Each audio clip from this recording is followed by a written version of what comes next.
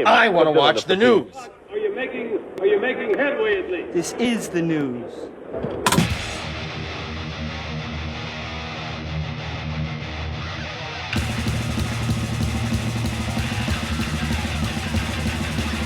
Smack-a-macabre, it is time for the only news that matters. And in a video posted on YouTube titled The Ballad of Popsicle Sam, David Lee Roth concluded that the Red Rocker must have been sex probed by aliens. He said, according to Sam, he was abducted by aliens. And, yeah, I know that when you're abducted by aliens, you get sex probed. I am compelled to solicit this sordid subject in an effort to explain Sam Hagar's conduct. For the last 10 summers, I haven't said a single syllable about him. Not one. And in the face of constant fart gas aimed in our direction here at the Mojo Dojo Diamond Dave Laboratories, and I think we've arrived at both the technical and medical answer that may explain some of Sammy Hagar's conduct and his constant spew of diarrhea vitriol in our direction. Sammy Hagar was abducted by aliens and he was sex probed. Yeah. Oh, wacky ass Dave, man. But it's true. I mean, how many? Yeah, I guess it's been like 10 summers since Dave has said anything about Sammy. And all Sammy does is bitch about Dave, you know? And also bitch about Alex Van Halen. And if he was alive, he'd be bitching about Eddie Van Halen as well. Fuck you, Eddie Van Halen. But I gotta say, after his latest fiasco, inviting Dave to come out, and then Dave came out and said, all right, let's do it. And then Sammy's like, no. I don't want him out on tour with us. I said a show or two. Well, hey, Dave didn't say he wanted to go out on tour with you guys. Maybe he just wanted to do a show or two. But you don't want him up on that stage because it would take the attention away from you. You know, how he said it was, if David Lee Roth wants to come out and join us, come on, motherfucker. You are welcome. And days later, Roth said, I'm ready to go. Let's do this. And Sammy was like, oh, man. I had no idea this guy was going to accept my offer. I just said that to make him look bad. To then later on say in interviews, hey, I asked him to join us and he didn't even reply.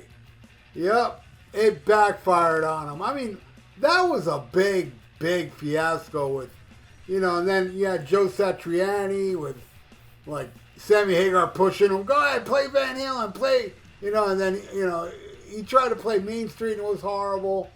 And, you know, but it was Sammy pushing Joe Satriani, which, you know, Sammy doesn't say this anymore, but back when he formed Chickenfoot with Joe Satriani, he would say in just about every interview, Joe Satriani is the greatest guitar player I ever played with. And even said stuff about how Eddie Van Halen was one-dimensional and Joe Satriani can do it all.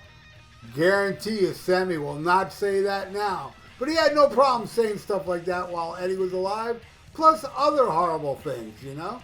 Personal things that shouldn't have been said, where Sammy wrote all in his book and said it in countless interviews.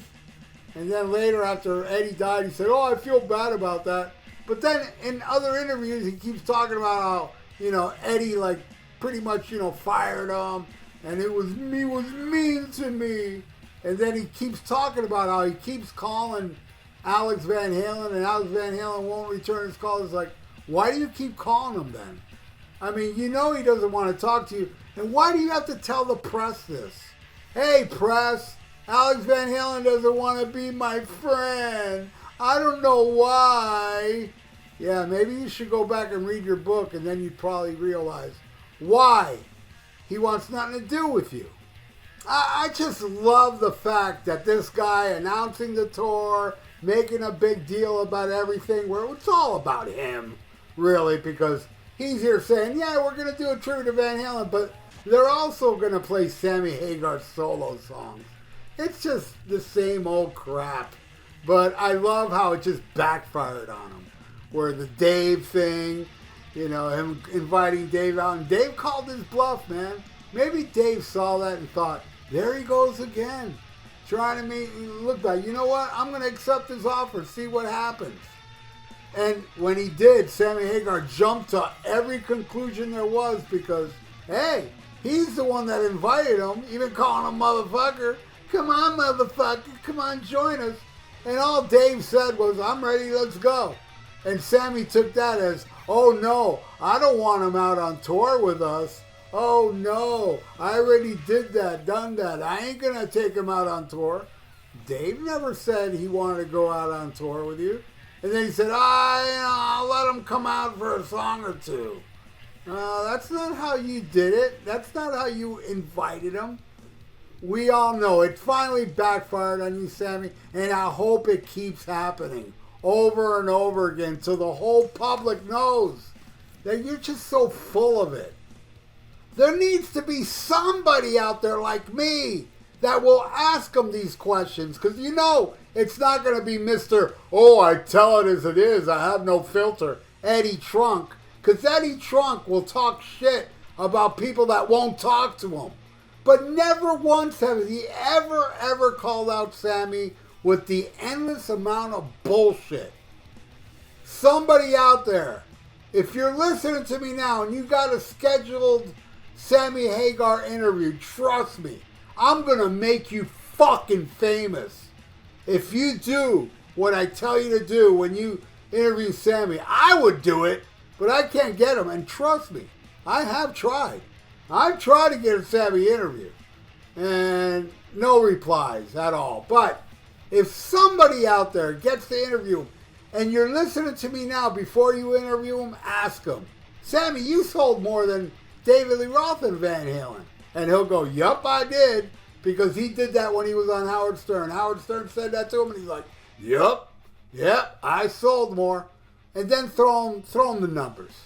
Throw him the numbers how Van Hagar, or Vangina, did not even sell half as much as Van Halen did with David Lee Roth. Yes, just 2 albums. Van Halen 1 in 1984 alone sold more than the whole Van Halen discography. Then you add like what, another 8-10 million to all the other albums. Add that all up.